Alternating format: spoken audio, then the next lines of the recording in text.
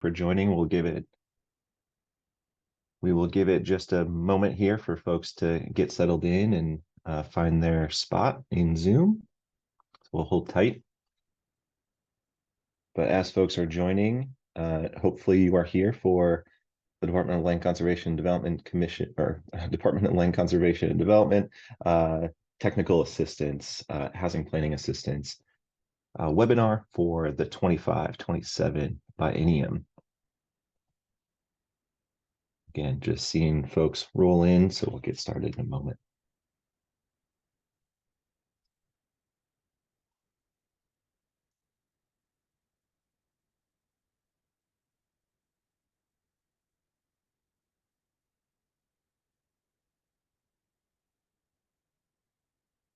Okay, well, I think we're getting close, so I think we'll get started. So like I mentioned just a moment ago, we're here today to talk about the 25-27 biennium Department of Land Conservation and Development Housing Planning Assistance program. Today is an informational webinar where we'll go over all sorts of things about the Housing Planning Assistance program, what it means to apply for it, who is eligible, what does the application process look like, what are the eligible projects, what are the important timelines, and we'll also hold some time for Q&A at the end. We've got 90 minutes today to go over all of those things and hold some question and answer. So I'm hoping for a good detailed conversation today.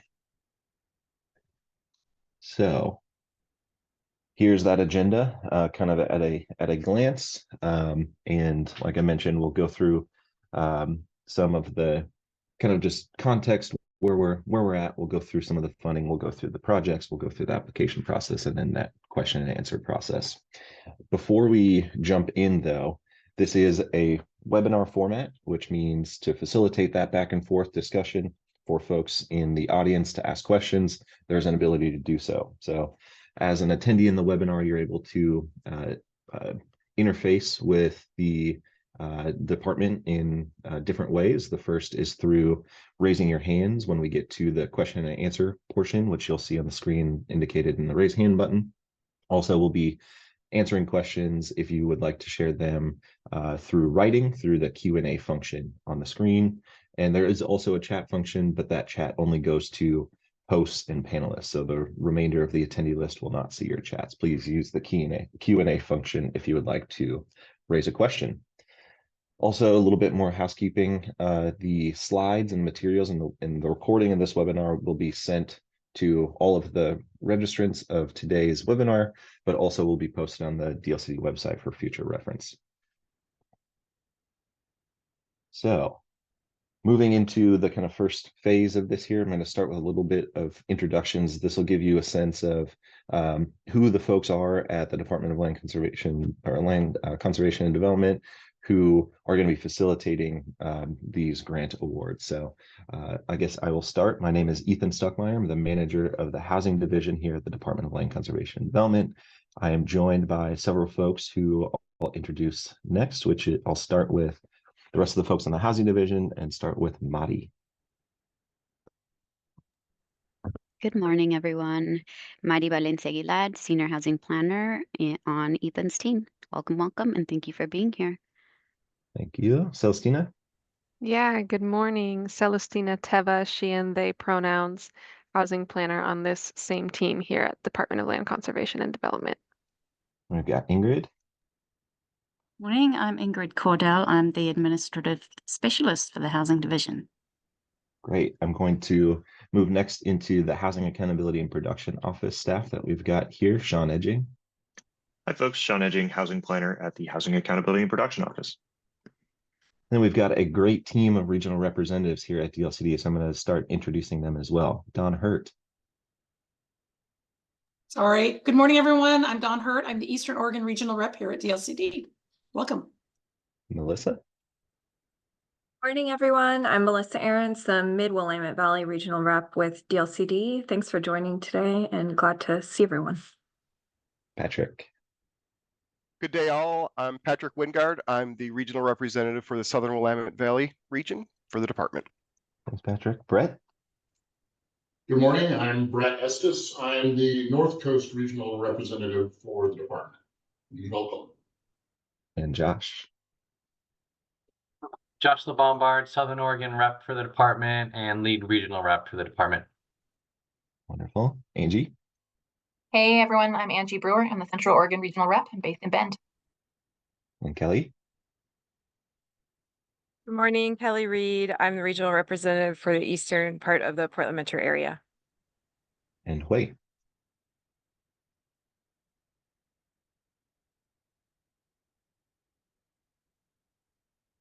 Hui, if you're speaking or there, we cannot hear you, just an FYI. Okay. Hui is the Southern Coast regional representative for DLCD. So these are the folks who are in a lot of ways going to serve as some of your primary contacts for this housing planning assistance program. Regional reps obviously can work with folks within their regions, and the housing and HAPO division folks can help with the actual grant programs and how our programs kind of shape up and interface with technical assistance. So make note of those friendly faces in determining how to engage with the department. Okay, so we'll do a little bit of overview here on the two divisions within DLCD who are offering technical assistance here. And this is mostly just for awareness in terms of how the different divisions are offering technical assistance and what that technical assistance is intended to do in relation to those divisions' individual scopes of work. But as we'll get to later in the process here in this webinar, we'll also describe how, when it comes to technical assistance, these two divisions are actually working in unison to kind of distribute that technical assistance. So from the housing division's perspective, the housing division at DLCD you can think of as kind of the housing planning portion of the department. So the housing division works on policy and rulemaking. We're actually in the process of a pretty detailed and comprehensive rulemaking around a new program called the Oregon Housing Needs Analysis, which directs local governments and the state on how to plan for housing that meets the community's needs, particularly around facilitating increased housing production, affordability, and choice. The division also provides technical assistance to local governments, not only in the form of funding and dollars, but also in the form of guidance, tools, resources, and engagement with local governments in how they are proceeding in their Goal 10 and to some extent Goal 14 implementation. And really the kind of major role and responsibility of the DLCD's housing division is to steward Goal 10 implementation through the Oregon Housing Needs Analysis and the individual elements of the Goal 10 housing planning process, including housing capacity analyses, housing production strategies, and the newly crafted housing acceleration program. I'm going to hand this over to Sean to talk about the Housing Accountability and Production Office and their unique role here. Yeah, absolutely. Thank you, Ethan. Yeah, as Ethan mentioned, right, the housing division is a kind of wing of DLCD that's really focused on the kind of planning side of facilitating housing production, affordability, and choice. And the HAPO is really more of kind of the production and development side of that equation. So an analogy I sometimes like to use is a lot of planning departments will have like a long range planning wing and a short range planning wing. You can kind of think of us a little bit closer to that short range, though, you know, we are also, you know, generally experts in like planning, housing law, that type of thing. It's a big part of our role. I'm not going to talk kind of at length about all the details of the HAPO, if that's what folks here are interested in. We actually did produce or had a separate webinar earlier this month in relationship to kind of the more details of like, what is HAPO and how will we function, that type of thing. I'll paste that in the chat for everybody. If you haven't seen it, feel free to take a look at it. But, you know, in short, for folks who aren't familiar, this is an office that was established in 2024 by Senate Bill 1537, or the Governor's Housing Production Package. What the HAPO is essentially a joint office between the Department of Land Conservation and Development and the Building Codes Division out of the Department of Consumer and Business Services.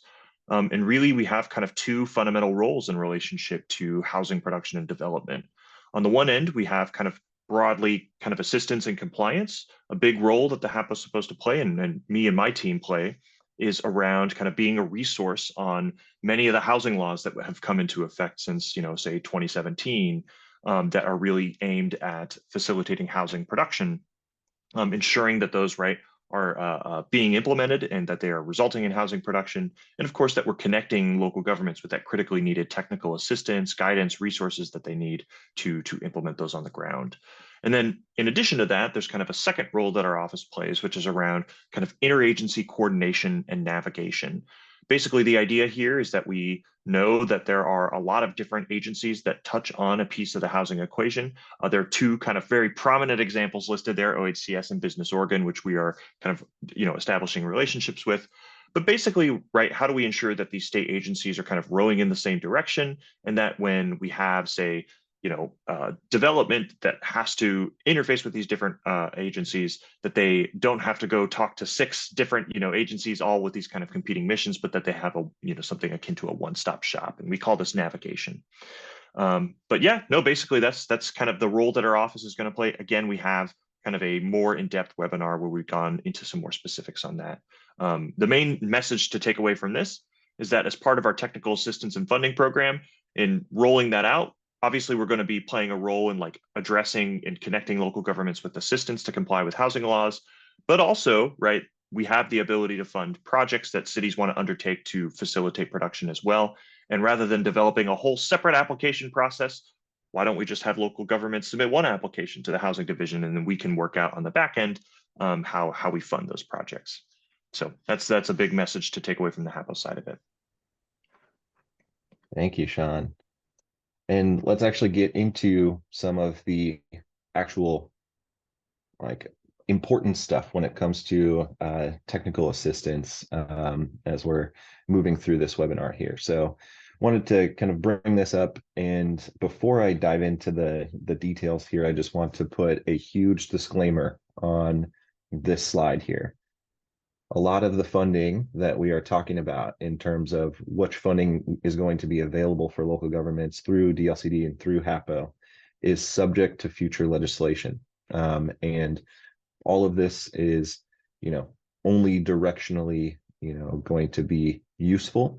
And the final dollar amounts and the final numbers and the final ways in which the funding is appropriated to the department is yet to be determined. So those items, those dollars, and the legislation won't be known really until June of this year. So not now, but also not all that far in the future. So for kind of illustrative purposes, I'll kind of go through what funding we might anticipate is going to be available here.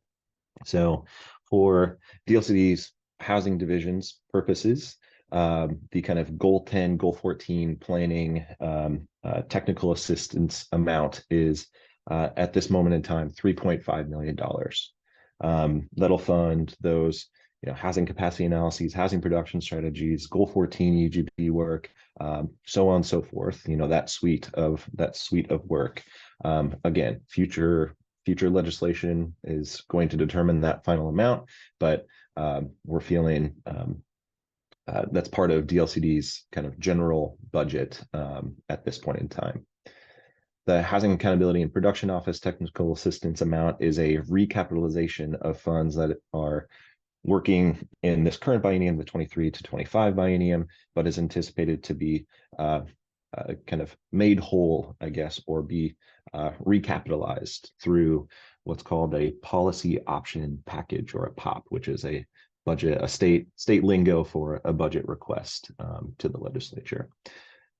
In addition to that, those two general technical assistance pots, there is an additional amount, $1.5 million, that would be added to that first baseline $3.5 million here in the housing division to further increase the agency's ability to fund things like Goal 10 and Goal 14 planning.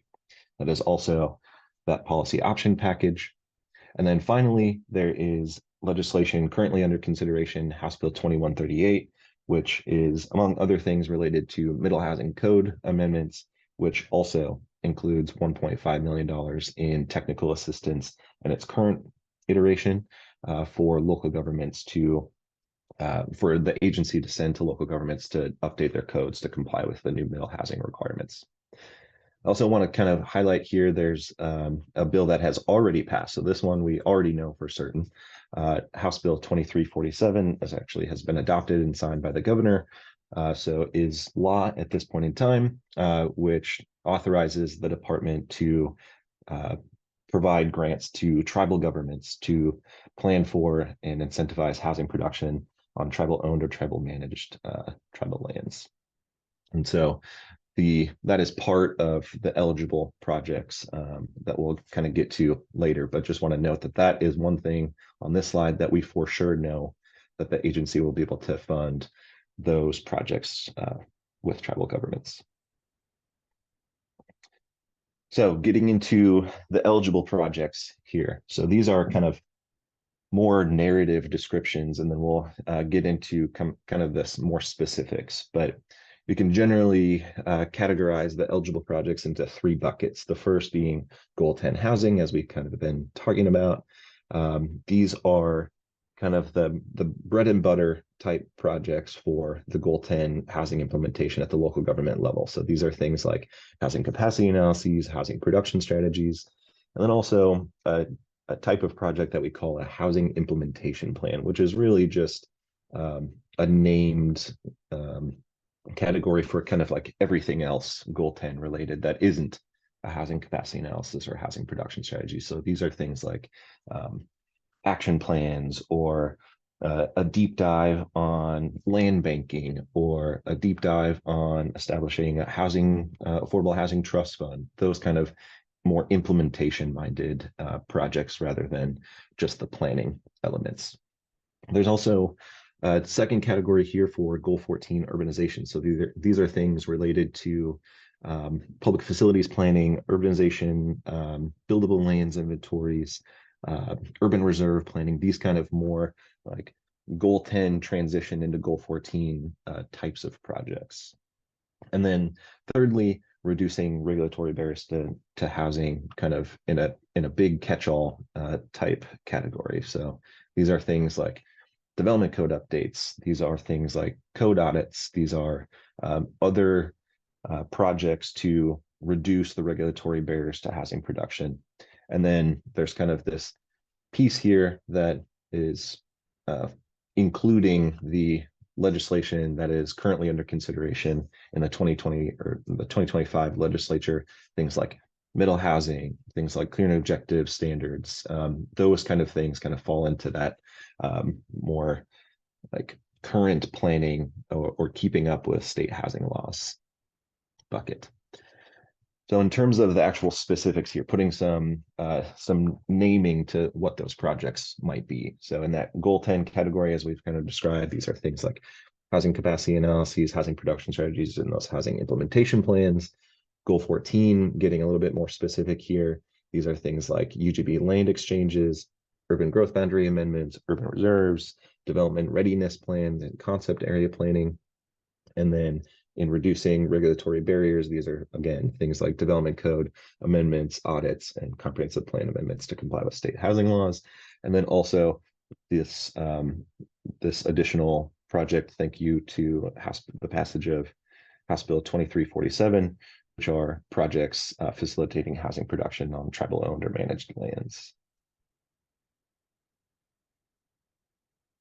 Okay, so moving into the application process. If you're a local government that has a need to conduct one of those projects or more than one of those projects, the application process for receiving state dollars for those projects is opening soon. So Monday, June 2nd is the opening day of the application period. That is when the department will send the application materials across the state in many different forms. And that application period will remain open for 60 days until Friday, August 1st.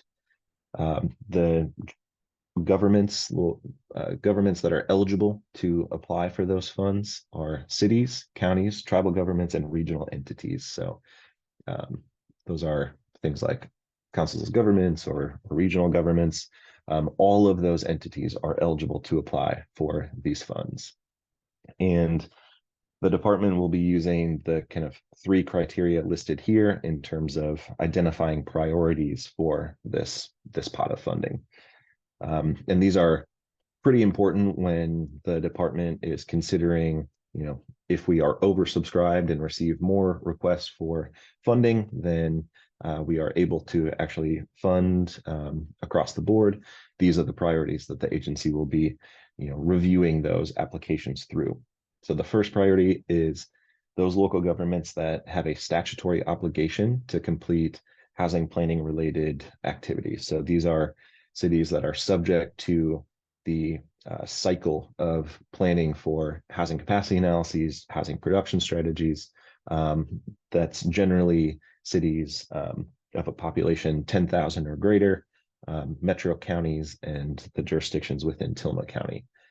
Those are the kind of primary or the first priority projects, is making sure that when those jurisdictions have their obligation or their deadline within the 25-27 biennium, that the state is able to provide match and provide funds to the local government to conduct those planning activities.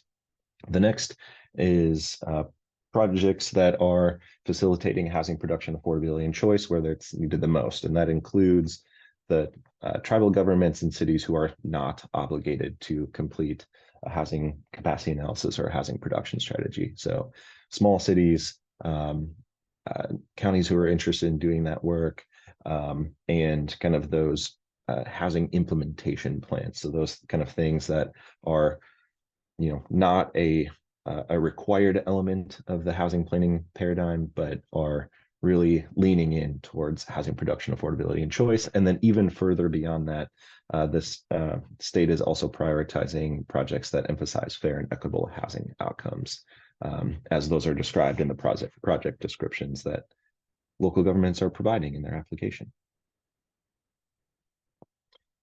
So a little bit more on the application process. The materials that will be published on June 2nd include a packet of materials. The first is an overview that kind of puts in more words the information that we're sharing with you all today. Things like, what are the eligible entities that are eligible to apply for funds? What does the application process look like? What are the timelines? All of that is included in that overview. It also includes an application itself, which is, there's a screenshot of it on the screen here. And it also includes a suite of sample work programs, which is a set of, kind of task by task scopes for a housing production strategy. For example, if the local government says, I've got this requirement, but I'm not quite sure all the steps involved with what a housing production strategy actually entails, that is a sample work program, and local governments can use that for reference when they're crafting their application. And I just wanted to kind of note here, the application is intended to be as simple as it can get. Granted, there is still an effort that is required to submit an application, but if a local government reviews those sample scopes of work and says, you know what, that's good, I really like what is described here, I don't want to do anything different than what's provided in the sample scope of work, they can simply check a box on the application and say, we are good with what the state has provided in terms of the sample scope of work or the sample work plan, and we would like to just proceed further without providing any additional information. If a local government wants to do something a little bit different and they want to, I don't know, emphasize or go a different route in terms of the engagement and do something bigger or different than what's provided in the sample scope of work, then the city just needs to articulate that throughout the application. So we'll be able to answer or determine how to fund that project. And then finally, the department is only going to be accepting emailed applications. So please send applications to the department through this housing.dlcd@dlcd.oregon.gov email address. We'll collect all of them and review them and be able to make decisions from there. I want to touch on this point that both Sean and I have made throughout this, but really spend some time here. So DLCD for both Housing Division and HAPO funds in the various forms that those will take at the end of the legislative session. The department is only using that single unified application to solicit applications for both of those funds. And in fact, applicants do not need to specify which funding they are seeking, whether it's HAPO funds, whether it's Housing Division funds, and what those projects are intended to do. DLCD will assign projects based on the application that we receive from the applicant on which fund that project is, or which fund will apply to that particular project in making that award. So no need to worry and take furious notes about, okay, HAPO does this and Housing Division does that. No need to fret about that. You can submit one application and the department will make the decision on which fund to apply. So one way to help the agency make that determination is to provide those detailed descriptions of your project so that when we are kind of doing that grand sorting on the back end, we have enough information to determine which is the best fund to use to apply to that particular project. So thank you in advance for those detailed descriptions. I also wanted to touch on another important part of this project that we have not talked about yet in this webinar, which is there are two different award types. And this is continued practice from the agency over the last several biennia. So if you've received a grant from DLCD, this is probably familiar, but it's an important decision for applicants to make when they are actually submitting that application, which is you have to choose which type of award you would like the department to provide. The first is a direct grant. So as the name kind of implies, that is a direct grant from a grant directly from DLCD to the applicant, to the local government, to be used for either their own staff to complete the project or for the local government to go out and contract with an external party to conduct that work. And the application, or I'm sorry, the agreement between the department and the applicant formalizes the scope of work and the reimbursement specifics and through the grant agreement. And through that direct grant agreement process, DLCD does not contract at all with the external party that the local government might bring to complete that work. The agreement is only between the agency and the local government. And generally, these types of arrangements are quicker and more easily facilitated and lead to a project kickoff that is likely sooner than this other option. And this other option is a consultant, DLCD provided consultant project. So in this instance, the department has already procured a roster of consultant teams that DLCD can just assign to a local government. If a local government says, I just want to do a housing production strategy, I don't want to go through my own procurement process to bring a consultant in to help me do that, or something to that effect, they can just indicate that they would like DLCD to provide the consultant, and in that arrangement, DLCD and the consultant engage in a contract, and DLCD and the consultant manage all of the invoicing and contract management responsibilities, and the city or the local government just gets to benefit from the actual project implementation. They do not need to worry about all of the kind of back and forth and invoicing and contract management, any of the procurement items. DLCD can just offer a team of experts directly to the local government through this arrangement. And because of that kind of back and forth third-party involvement, those projects generally take longer to get to the point of project kickoff, only by about, I would say, a month or two delayed. So just things to kind of keep note of when you're making this decision. So I'll touch a little bit here on important dates.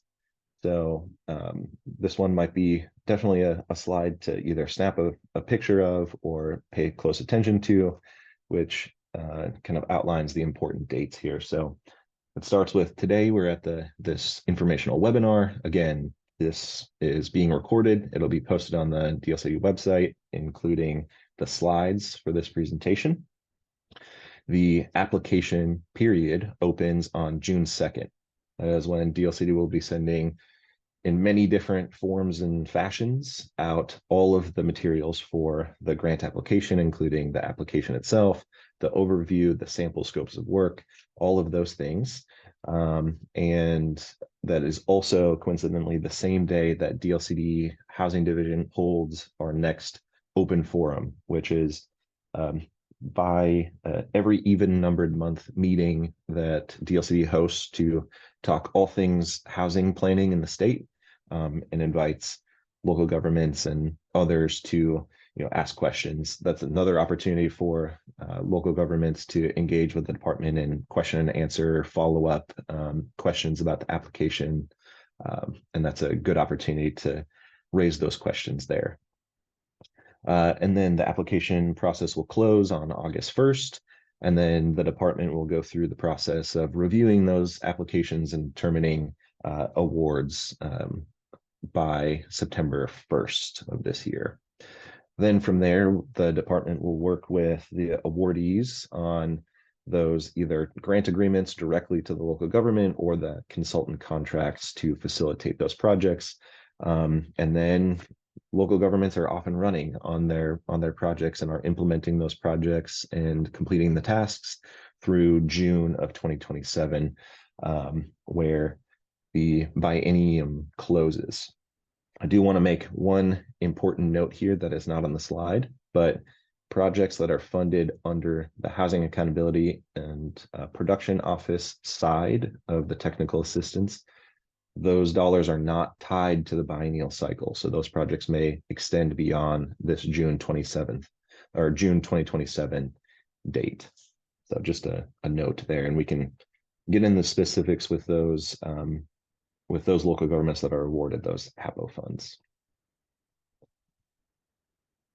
Okay, so I wanted to also spend a little bit of time here talking about some of those non-financial resources in terms of technical assistance and highlight just two things of note. The first is the department has published and has made available an updated toolkit for local governments to kind of outline and provide resources for local governments as they are conducting engagement work, not necessarily only around housing, but specifically in this instance can be used when going through goal 10 planning work or just engagement generally. But it's a really great resource, very thorough, detailed, provides templates, examples, best practices, fast-tracked, kind of approaches to local governments. And is available now. So I just wanted to kind of highlight that that resource. This QR code will take you to the DLCD website with that toolkit.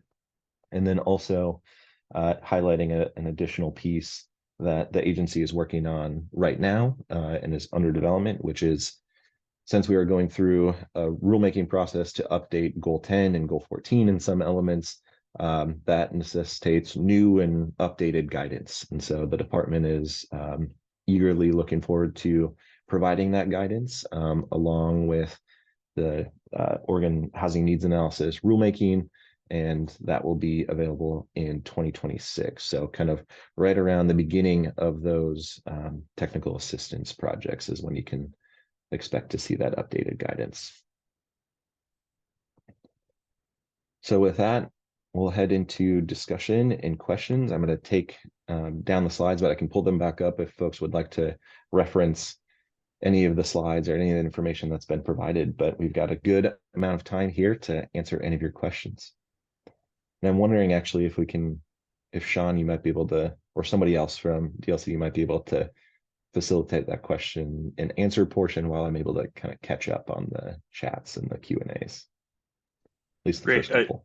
Do you mean, I'm sorry, can you clarify what you mean by that? Can you start the Q&A or at least queuing up some of the questions? I just haven't been able to look at Oh, sure, what questions yeah. we've even received. Yeah. Great. And also, I'll just add, some people have been sending us questions in the chat. Please put those in the Q&A section so that way the audience can read your question. Because when you send us a question in the chat, we don't have any means, like people who are, attending, they won't be able to see your question. So with that, let's get into some of the questions that were submitted via the Q&A. I'll start with Crystal Shoji asked a question. Can the housing money for Goal 14 urbanization or other be utilized for plans for water where a city has not had public water available for new development? Lack of water can stifle ADU development.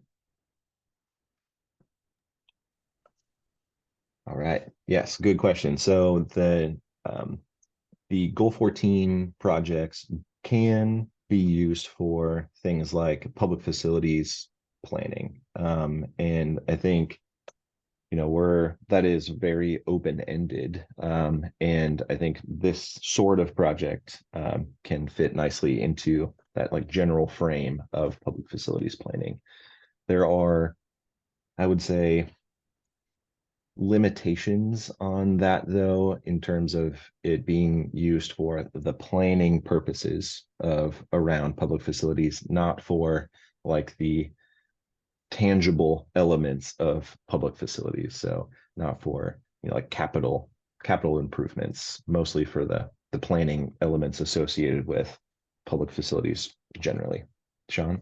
Yeah, if I can add to this too. So there are other funding sources out there that are like dedicated to specific forms of infrastructure, many of which are administered by the Oregon Health Authority or by Business Oregon. I'll actually paste a link here in the chat for everybody around like specifically, right, if you are a community that's looking to plan and fund, say like water, right?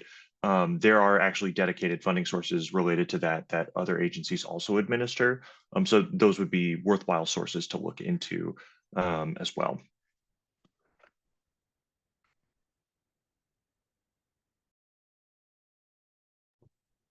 All right. Yeah, Ethan, do you need me to queue up the next question for everybody? Yeah, please. Yes, thank you. All right, let's move on to submitted by an anonymous attendee. Can economic development districts apply per county in partnership with a city?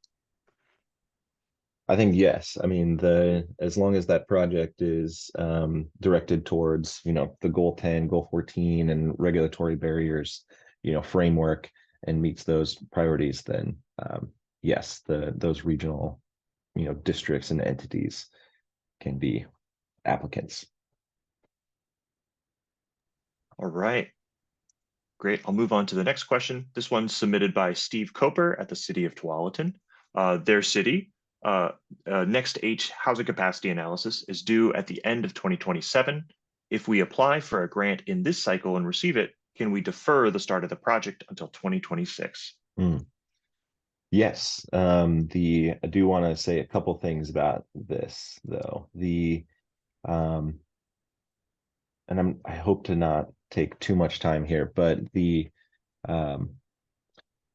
housing capacity analysis and housing production strategy framework, and I think Steve and others are probably aware of that, is in a state of transition, right? Local governments are conducting those housing planning related activities under the new Oregon Housing Needs Analysis paradigm. And there's a deadline for which those local governments who are interested in continuing work that they've been doing pre-ONA paradigm, that work needs to conclude by January 1st, 2027.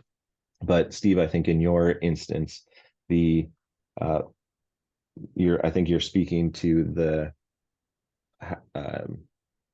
capacity and urbanization technical advisory committee work that's continuing to be developed in rulemaking that won't conclude until the end of this year, 2025, and kind of asking about, can we probably shouldn't get started with that work until those rules are completed. And so in that instance, yes, starting that project at the time of certainty around those rules makes a lot of sense. So the kind of kickoff for those housing capacity analyses can certainly be delayed or be structured in a way that's going to be providing the most clarity to the city and how to proceed under actually completing the project. So a little bit of a long answer to your question, but simple answer is yes. Yeah. All right, so I'm going to make a pivot here. It's hard for me to track like who raised their hand versus who submitted a question when. So apologies if this is a little bit out of order, but I believe Megan, apologies on the name, I think Baker has a question, and you can correct me too when you come on. Ingrid, feel free to bring them on to ask their question. So I asked it in, can you hear me? Hopefully you can hear me. Yes. Okay. I work for an affordable housing nonprofit in North and Northeast Portland, and we work with like the city of Portland and the state of Oregon Housing, but I was wondering if we would be eligible for applying for this grant. We're like the developers, owners, and service providers, but I was curious if we would be eligible. Yeah, I think it would be interesting to have a conversation with you in more detail about what the project is intended to accomplish, but generally the entities that are eligible for funds are governmental entities that are subject to the kind of planning requirements around either Goal 10 housing planning or the Goal 14 kind of urbanization process, and less on the like true development of housing in units. So can I chime on this a little bit further? Yeah, Sean, Megan, just to help out a little bit here too, because we have this new office here that's intended to help this. So when the legislature prescribed these different funding sources, they also prescribe like, here are the eligible entities that can receive it, and here's the eligible like things you can spend this money on, right? And that does not include actually funding housing development directly or providing funds to housing developers. But one thing that might be helpful is that we have this new office, right? Official opening date is July 1st, but you can always reach out to us with inquiries before then around like, hey, I'm an affordable housing developer. We're looking at our options for maybe a particular development project. We have these services called navigation, which can help be like, oh, well, we understand that there's these funding sources here, maybe at OHCS or Business Oregon or wherever that is. And that's a resource that we now will have at DLCD that we can help connect developers with different resources. So highly encourage reaching out on that front. If you have like a specific project and you're like, we really just need to know what's out there, that type of thing. That's a new function that we have that will be hopefully helpful. Does that get at your question? Yes, that's very helpful. Thank you so much. Yeah, of course. Thank you. Great. Okay, Sean, I've caught up now, so I can take over Q&A. So Morgan Tracy asks, are the general grant requirements similar, the same for each funding source? And so because we're using that unified application process for all of the funds, that kind of priority list, cities have that statutory obligation, housing where it's needed most, and the fair and equitable housing outcomes. That's the funding priority for that kind of technical assistance generally. When we get to those kind of development code projects that would be funded through the HAPO dollars, that's still through the same priority scheme, but is kind of using those that same kind of grant requirement framework for all of them, even though it's funded out of a different pot. So yes is the answer to your question. Can I also chime in too? So something to know about this. So this is a change that happened. I believe the bill was House Bill 3197 that established or extended the clear and objective requirements to certain specific areas outside of the urban growth boundary, like exceptions lands or rural residential lands. We've actually already funded projects that counties trying to conform with this new requirement. This is a housing law, so this would be, for example, something that's eligible for assistance. So definitely submit an application. We want to hear about those types of requests. Yeah. Absolutely. Okay, moving along here. Anonymous says, we're a small jurisdiction that does not meet any of the obligated housing requirements. Would updating and creating new master plans for 2 neighborhoods qualify? And so, yes, please do, be sure to submit those kind of projects through this application process. I would say that these types of projects, these master plans, public facilities, plannings, opportunities, those kind of things definitely fall into the category of those Goal 14 urbanization types of projects. Granted, just for full clarity, those won't be like the tip top in terms of priority, but are still eligible for funding. The next question here is, what is the range of grant? Yes, Sean. Ethan, I think we're actually missing one that Morgan asked. Maybe I missed did. that. Yeah, oh, you answered that? Oh, I'm did so address sorry. that. Yes. Apologies. Good. So yes, next one is, what is the range of grant money from low to high? So there is no kind of maximum amount, or there is no minimum amount for funding. The fund awards would be based on several factors, including, how many applications we get in relation to the pot of funding that were actually appropriated to the legislature, and the type of project. But if there's where we would not say, oh, you haven't met the minimum, or you're over the maximum amount of grant funds that we would provide to this type of project. But we do have a general sense of what projects typically have come in under for, from past experience in the previous biennia. So we have a general sense, but so you might see some reduced numbers if a city is asking for an outsized amount or award for a housing production strategy, for example. Granted, there are exceptions to that rule if the project is unique in a particular way that would necessitate increased amount. So there's no minimum or maximum. Ethan, I can take on this next question. Okay, thank you. And again, apologies for the name. This one was submitted by David Milliron. So this one is, the city of North Bend has submitted an application seeking an exemption that would allow our planning staff to approve all variance requests administratively. For context, for those who aren't familiar, this is the exceptions process to the mandatory adjustments under Senate Bill 1537. Could you please confirm whether HAPO's rapid response commitment includes completing its review our exemption request by September 18th? Having a clear timeline will help us coordinate internal workflows and keep our development community informed. I appreciate your guidance and look forward to your clarification. Yeah, David, I can take on your question. So the bill prescribes a specific statutory timeline for the HAPO to review and approve or deny exemption requests that are submitted to the office. It's a 120-day review clock that sets off after a city kind of submits notice that they've submitted an application. Generally speaking, that process kind of follows a flow of kind of an initial pre-review where staff kind of look at the application and look at it for any potential kind of deficiencies or missing information, followed by a public comment period that is required under statute to be at least 45 days. And then the office is required to deliver a decision within 120 days of that notice of receipt. So that process is kicked off. We actually provided information in our response back to the city as to what that timeline looks like.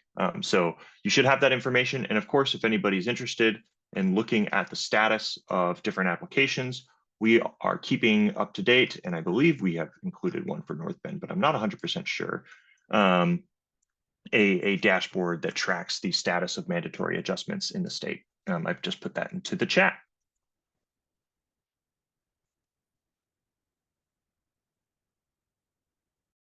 Great, thanks, Sean. Moving along here, Scott Siegel asked us to share the roster of consultants for direct appointment. So I'm hearing my procurement contract staff in the back of my head say to not say that for sure in the 25-27 biennium, but I will say, because those contracts have not been signed at this point in time or have been renewed and mutually agreed upon, but I will share the list of folks from this current biennium. Those are, let's see if I can read them all off, and please correct or add if I miss one.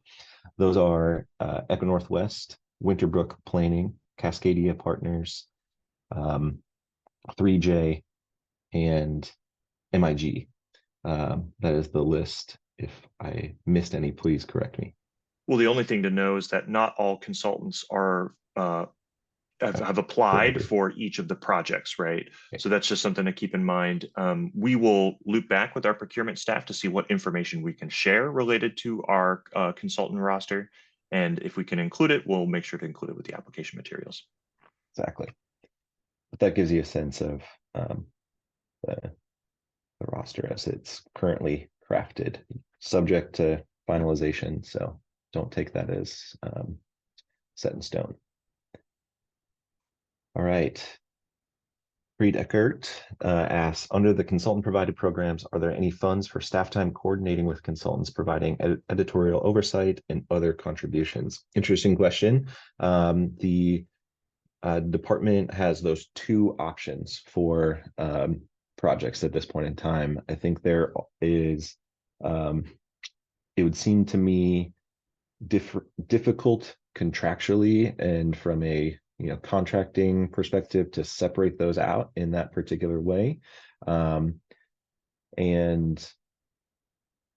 I am hesitant at this point in time to say that we could accommodate something like an arrangement of that sort. But I would say, Creed, in an application that your jurisdiction might submit, please do highlight that request specifically, and I think we can do some kind of work on our administrative side to try to make something like that work, and identify what the bounds are there, and how we might be able to facilitate that. There's been some some examples that have functioned similarly to that, but on a more kind of like task by task approach. So. And if I could sharpen that point just to support your point there, Ethan, right? So this is, funding provides a very specific amount of dollars, right, that are available for specific purposes. When you have all eligible funding requests in, if that exceeds the amount, the only two ways that you can fund projects would be either by cutting certain projects, so some projects just don't get money, or reducing the scope and cost of different projects, right? So, right, overall, the higher the budgetary amount, the more likely that one of those two things is going to happen. So just keep that in mind. Great. Okay. Moving on to the next question. Anonymous. What do you mean by housing capacity analysis? Is this the same as housing needs analysis? Good question. We'll take a little bit of a moment just to kind of put a fine point on this.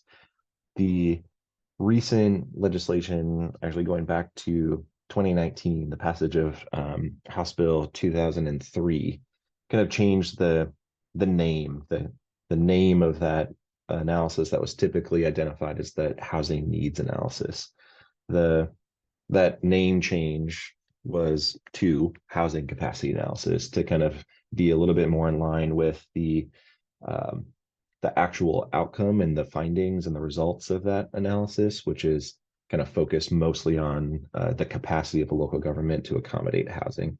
And that was to kind of provide a differentiation between what is the housing capacity analysis and a housing production strategy, which is kind of the actions that local governments take to meet their housing needs. So you can, if you're familiar with the old housing needs analysis framework, that is very close, although there's been updates to it, that is very close to being synonymous with housing capacity analysis. So you can use those somewhat interchangeably at this point in time. Granted, there's a few nuances.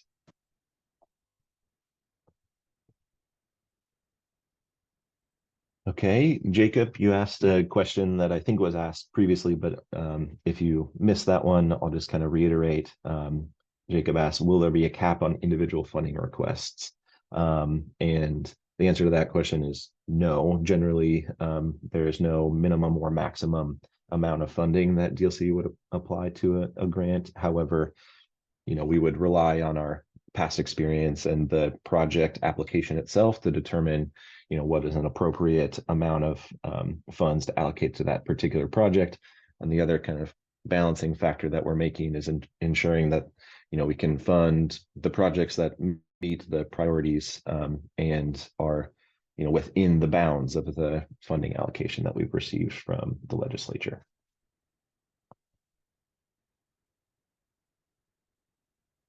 Okay, McCrae asks, if a city chooses a direct grant application, is there an extra step that the city would have to go through for an RFP proposal? That's a good question. So if this would be up to the local government in terms of how they would like to structure that project. So a direct grant award to a local government could go to funding the staff time to do the project, to complete the project. Instead of having that come from, say, a local government's general fund, they could just use the state's grant dollars to fund that person's staff time. Another option for the local government is to say, we would like to get a direct grant from the department, and then we'll go through our own procurement process, including an RFP if that's required for the size of the project and subject to your own procurement rules and regulations. But that is not a required step. It's an optional step based on how the local government would like to implement that project, whether it's their own staff or already contracted, contract planner or something like that, or if they wanted to go through a full RFP qualifications assessment to bring their own consultant on board that is either on the DLC provided list already, but they just wanted to go through their own contracting process, or see what consultant teams submit proposals on their RFP. Sean, you want to clarify? Yeah, I can take the next question. So this one comes from Mark Trinidad at the City of Grants Pass. For this round of housing assistance grants, are the eligible projects the same as the last round, i.e. UGB land exchange ? Any new type of projects related to Senate Bill 1537 Middle Income Revolving Loan Fund? This one's interesting, partially because, yes, there are the same gamut of projects that are eligible from the last round. I'll also add that, the HAPO broadly has this kind of new authority and funding authority to fund certain projects, things like code amendment projects. I'll also add there are some kind of new project types that have been added that are also eligible for consideration, such as the one-time UGB assistance that we can consider. Now, one thing I'll add is that Senate Bill 1537 did include a middle income revolving loan fund. It did not actually allocate technical assistance dollars for the purpose of cities establishing that program. Something that we've heard and something that we want to consider are guidance resources and materials that would be helpful for cities that kind of, are considering establishing such a program. But at this time, I do not know that we have any statutory authority to provide that assistance to establish a middle income revolving loan fund. Thanks, Sean. Next question from Curtis. Can funding support a code change for Senate Bill 458, which is the middle housing land division process for a city less than 10,000 population? And does the DLCD have consultants who can do that work? Sean, yeah, go for it. I can also take this one on. So the answer to those is definitely yes and yes, but there's a few things to keep in mind. So what Curtis is referring to, Senate Bill 458 established what's called the middle housing land division, which is a process by which middle housing can be divided onto fee simple lots for the purpose of being able to sell it without a condominium. And as part of the funding that we provided to local governments, including to implement middle housing changes, that has included code amendments to implement the middle housing land division statutes. The things I would recommend just keeping in mind for anybody kind of considering this work is the foundation is potentially about to change because House Bill 2138, which is under current legislative consideration, would change those statutes very substantially. And therefore, it's going to take some time to understand how best to amend codes to comply. Something I'll also add is a resource to keep out in mind of is a model code that DLCD is currently producing that will be adopted by the end of this year. that will include the middle housing land division process as part of it. Again, that code will need to be updated, right, to reflect the new changes to law, but that'll provide a very good resource for any city that is considering applying or updating their own codes, or even considering applying this code by reference, which will be an option under this new model code. So just keep those in mind. But yes, that is an option that cities can apply for. Thanks, Sean. Next question from Gray. Would fee studies for STC, system development charges, be eligible? So I think this kind of squarely falls into the camp of those housing implementation plans, kind of that catch-all like implementation, further deep dive on a particular action or suite of policies that a local government might be interested in. Again, kind of back to a similar version of this question. They're not like tip-top first priority, but definitely part of the suite of eligible projects. Next question is from Anonymous. What kind of match requirements or expectations will be in place? So local governments are not required to allocate or identify match, financial or otherwise, to these projects. Does it help in terms of doing that grand calculus of can we fund all the projects and what is the budget box available and all of that? Certainly does, but that is not to the exclusion of projects that do not provide a match. So I want to highlight that there. Match is not a requirement and not even expected. Sean? Yeah, if I could just add, just something to keep in mind for any project that's submitted through, I mean, really any competitive allocation process. Due diligence is something I would highly encourage, right? The more kind of information we have that inform the underlying estimates and requests that are coming to us for grants, assistance, or dollars or assistance, that type of thing, it really strengthens an application because it shows us that the city's ready to undertake the work and that they've done the time, the thought, the due diligence necessary to ensure that project will be successful. The less information we have, the more likely there will be that we might not be able to fund a project or might need to make significant cuts, right? That type of thing. In order to fund it. So just keep that in mind. Due diligence is something we highly encourage for those who are considering submitting an application. Agreed. Thanks, Sean. Next question from Lily. I heard the small city model code will now not be available for another year. And what is the impact on grant applications if this is so? So I believe this is speaking to Sean, go for it. Yeah, so there's different model codes actually targeted towards small cities. So one is, and I believe this is the one you're referring to, is one that is established by the Transportation Growth Management Program called the Small Cities Model Code. This is a document that is a resource to small cities that are considering, maybe doing code work, that type of thing. And it is a guidance document that's just supposed to try to be illustrating things like promising practices or ways of making a code that, works really well in a small cities context.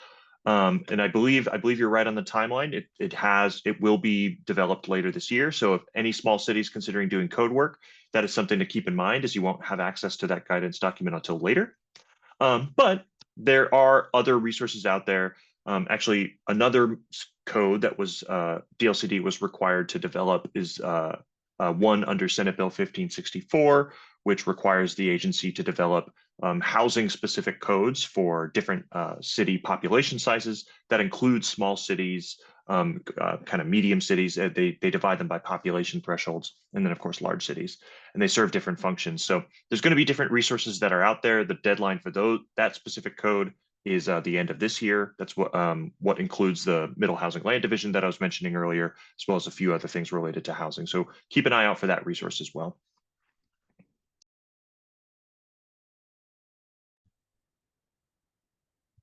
Thank you. So next from McRae, could councils of governments apply for multiple cities for projects if the work is for code updates, for example, or would DLCD prefer to see each jurisdiction have an individual application?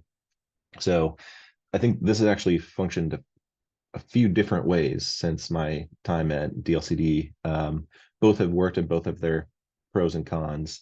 But I think it would be because if it kind of depends on the type of grant, I think. And I think in this instance, a type of award. Let me get specific.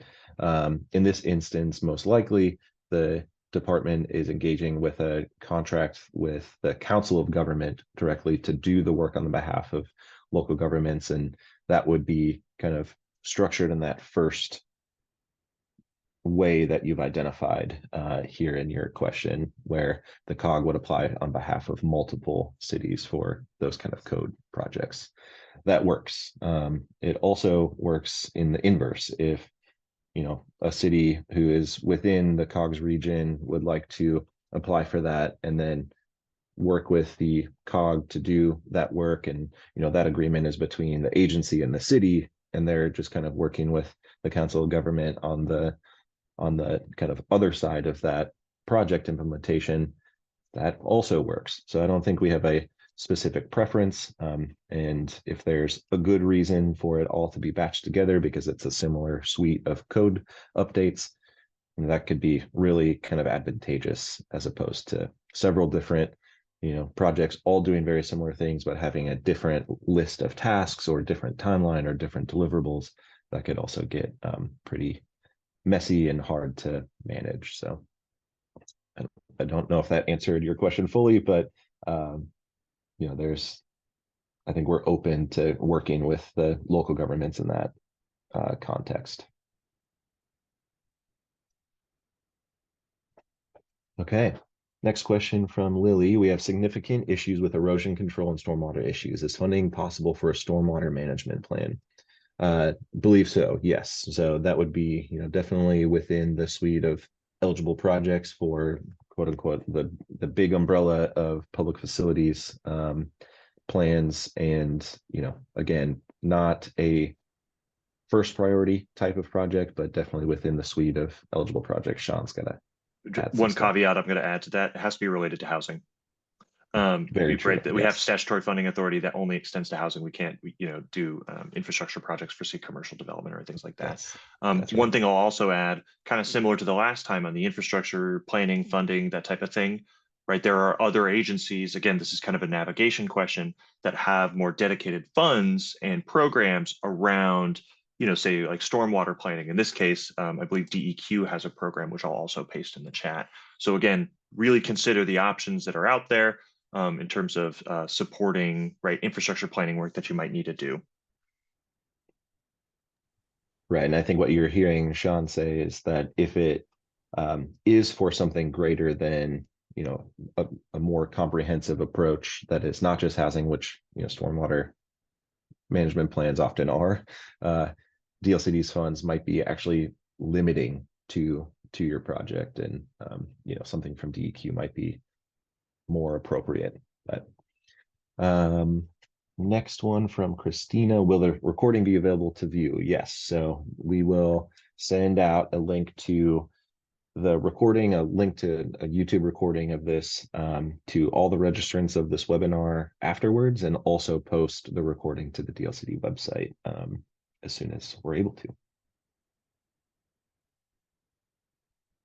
Okay, next question from Anonymous. Speaking to consultants, you said that the department has contracts with consultants to help applicants complete these projects. Can additional consulting firms get added to that list, or is it too late? If not, will there be an opportunity for firms to apply to be on that list? So the request for proposals for to be added to that list was published in 2023.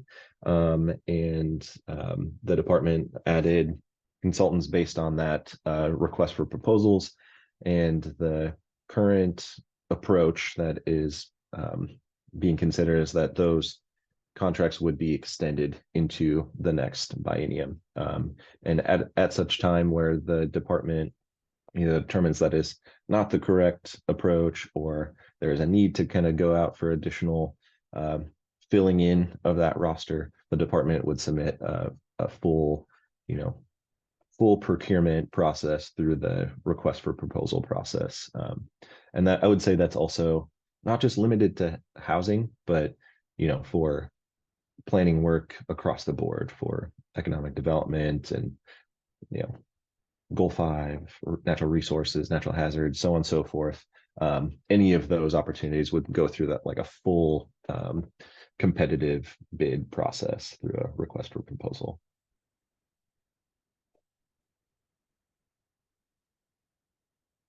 Okay, next one, also from anonymous. Would amending city code to comply with House Bill 2138 be de facto considered emphasizing fair and equitable housing outcomes? Good question. There's a couple little nuances that I want to add to answer this question. First is House Bill 2138 in its current iteration does include technical assistance dollars to implement the provisions in that bill. Should that bill be passed with those grant funds allocated, that would function to remove all of those kind of middle housing related type code projects from the broader pot into just that 2138 pot, which then has the subsequent benefit of maintaining more funds in the general pot for those other types of projects that are not projects that would implement the middle housing provisions of 2138.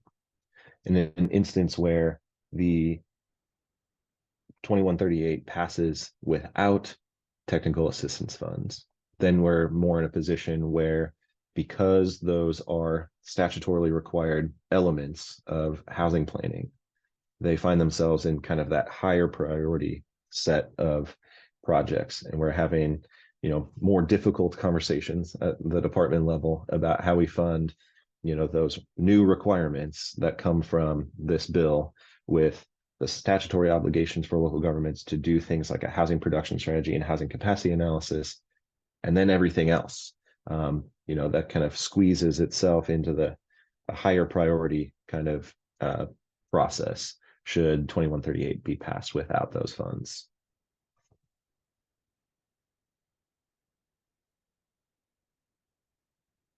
Okay, Matt asked about matching funds. I think we've addressed that one, but the short answer is no, Matt. Now, let's see, Scott is asking about, following up on Steve Coper's question about timing. Can a grant approved for the 25-27 biennium for a housing capacity analysis or housing production strategy that is due in the next or in a time frame that kind of spans that biennial time frame in either 27 or 28, can a grant be used to fund that HPS work in the 2028 time frame? And so the answer to that question is only if that work timeline or the timeline for completion of that project would be to conclude that project by June of 2027. So we can only fund projects up to the point of the close of this biennium. So any work that is funded under a project through the housing division at DLCD, that work can extend beyond June of 2027, because that's when the funding goes away. And we can only fund, work and deliverables and tasks that are completed from July 1st of 2025 to June 30th of 2027. Now, a local government can say, hey, I have a deadline of this work in 2027, but I have access to funds now and I want to complete that project early. A city can certainly do that and say, I'm just going to apply for funds now and do the project early in advance of my deadline, with knowing full well that the grant funds that are awarded to that project stop on June 30th of 2027.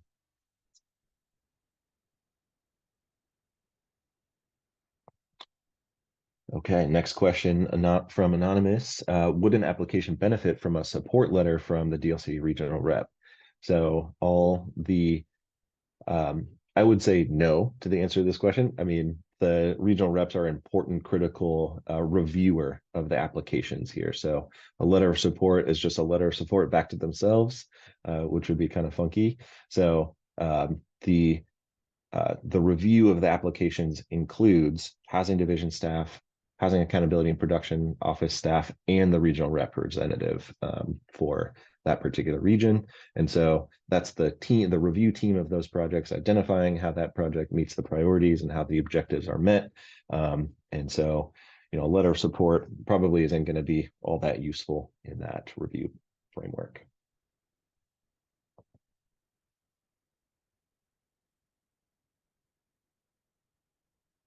Okay, next question from Melinda what is the max amount a tribal government program can apply for? Will the federally negotiated indirect cost rate be honored? Okay, so the first question is very similar to the other types of answers to that question, where there is no minimum or maximum on a grant.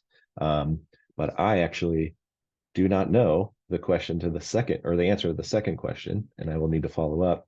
I'm looking at you, Celestina, to see if you know the answer, but you may not. No, I don't either, Melinda. I really appreciate the question. So it's definitely something we can look into, and we'll have the answer to by the time certainly we're reviewing applications, but if we don't have an answer to that at the moment. Yes, we've got some homework. Okay, next question from Ralph here. So I'll read this one through. Is there going to be an actual definition of affordable housing? Okay, current money is very 120% AMI to 130% AMI, a percentage of housing developed with restrictions. What is missing is percentage of AMI considered affordable, as neither 120% of AMI will fund a dwelling, nor can anyone afford an annual payment of 120% of their income. The percentage of income attributed to housing is 30 to 33%, but that element is missing. Okay, so in the context of technical assistance, when the department is sending or determining how to allocate funds to a local government to conduct housing planning activities, the answer to this question is, I would say, like landing on an actual definition of affordable housing in that context is not germane to the question of whether or not DLCD would fund a project of sorts within that local government. Now, that doesn't mean that the answer to this question is not important, but I think, a little bit more of like an ideological, discussion here about what that definition should be and what the pitfalls of landing on a particular answer to that question we can certainly have. But when it comes to technical assistance to local governments, there is not going to be any further definition of affordable housing for those purposes. And I know that's not what you were hoping for, Ralph. I'm sure of it. I'm sorry. Let's see. So moving to Rachel, regarding the MERL Fund, Middle Income Revolving Loan Fund, iSector and its Housing Innovation Partnership, who ideated the Revolving Loan Fund, are in a position right now to assist jurisdictions with initiating the MERL, while OHCS, Oregon Housing Community Services, continues to work out their resources and rules. So just a kind of a helpful flag here from Rachel, and that looks like iSector is offering assistance if you've got any need for that assistance, by emailing info@isector.org. Okay, from Liam, on the subject of tangentially related infrastructure planning, I work with several communities whose housing production is restrained due to the prevalence of unmapped possible wetland areas. Would a study to produce a local wetlands inventory, LWI, be eligible for this technical assistance funding? That's a good question. So one of the other what's called policy option packages, which is again just state agency lingo for a budget request to the legislature, includes technical assistance funds for local governments to conduct and update local wetlands inventories. I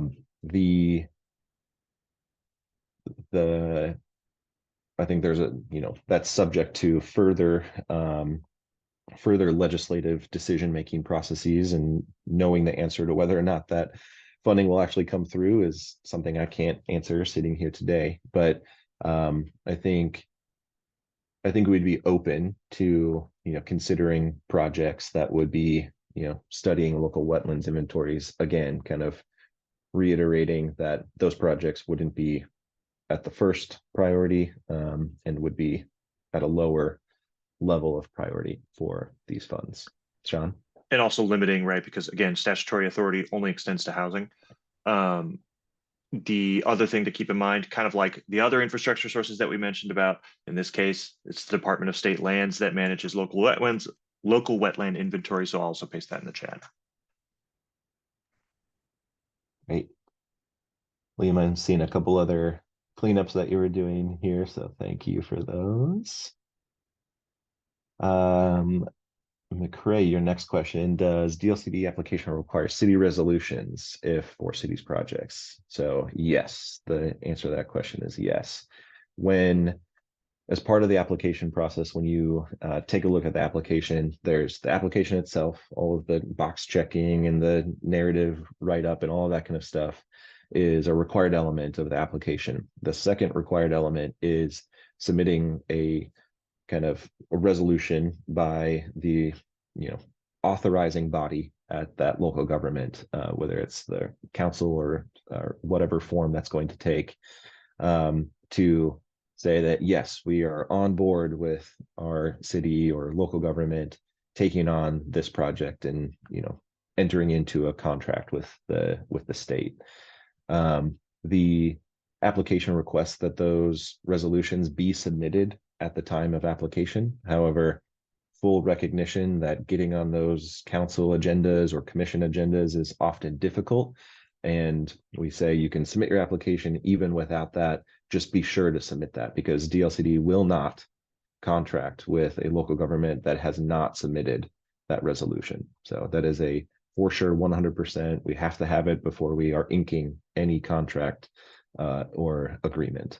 So that is a required element, but not even at the time of you submitting an application.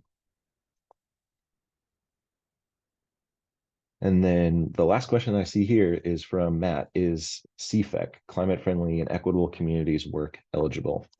This is an interesting one. I think there are elements of the Climate Friendly and Equitable Communities implementation work that could fit within the realm of housing implementation plans, kind of that like catch-all set of projects. And in fact, the agency has funded in the past projects that are a mix of housing planning and climate friendly and equitable communities requirements. But things like a climate friendly area study that is like focusing on complying with the entirety of the framework of the climate friendly and equitable communities program is probably going to be outside of what Sean and I have continued to say here, is that we have statutory obligations to keep this to housing planning. And so some of those CFEC elements are outside of the realm of just planning and fall into transportation planning requirement rules, and those kind of things would be outside of the scope of this. But some of those more implementation elements or things that are related to specifically to the housing elements of that CFEC work are eligible. And in fact, we've actually funded some of those in the past as well.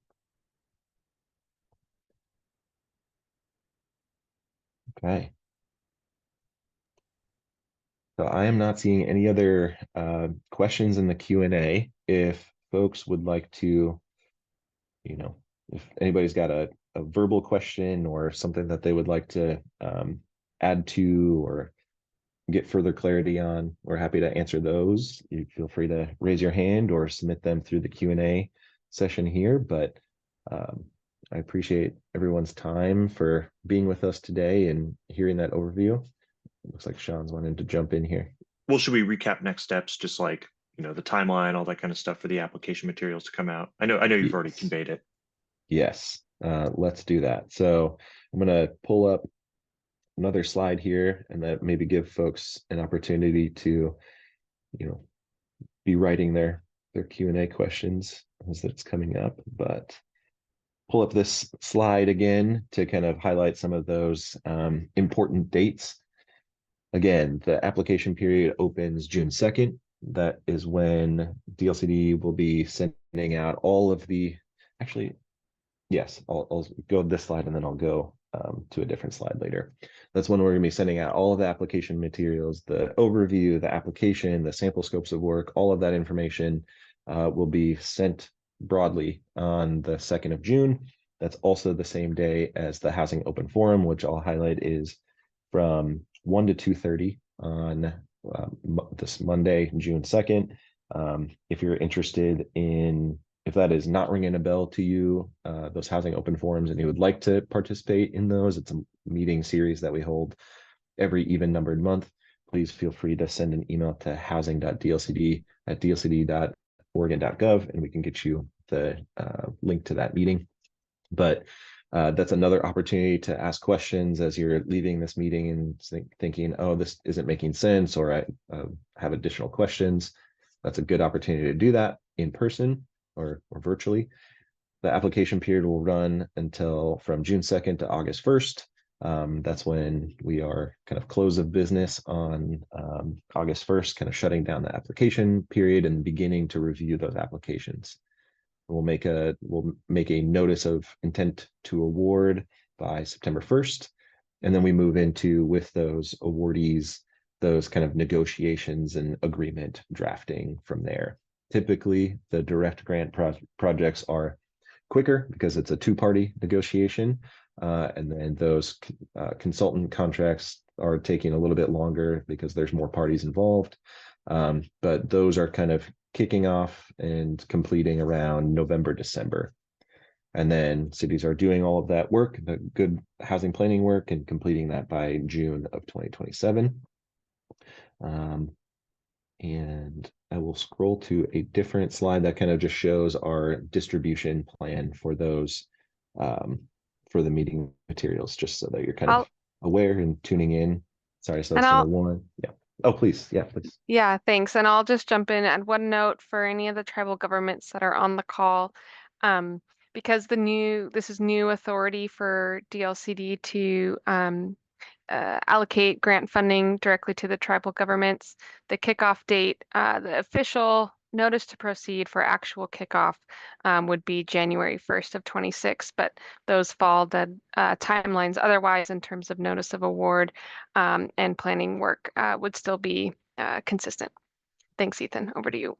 Yeah, thanks. So those, thanks for the reminder. I meant to touch on that, but yeah, same timeline for notice of intent to award applies. It's just that those projects with tribal governments would not have a kickoff date until January 1st, 2026 or later. So just a note there. But here's our kind of distribution plan for the application materials.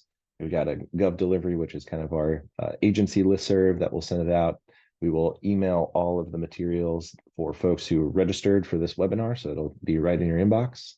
We'll also utilize some partners, external partners, to kind of share that information, particularly League of Oregon Cities and the Oregon Planners Network listservs. And then we'll also post it to the DLCD LinkedIn page. If you're not following us there, go for it. And then also your friendly regional reps will send the materials as well through their typical information distribution processes. So we appreciate you all for taking the time today. And hey, just really quickly, Ethan. Yeah. Somebody asked if a full transcript will be available with the video. Zoom does not have a transcript functionality, so there's no transcript. We have been taking notes, so I believe. I don't want to promise. I know my colleagues were working on this, but I think we can distribute those with the video recording once that's published. Am I speaking out of turn there? But okay, no, you got it. And then I'll also add the recording will be a YouTube video. So YouTube often has closed caption, but you know, that might not be perfect, but we'll provide the responses to the questions.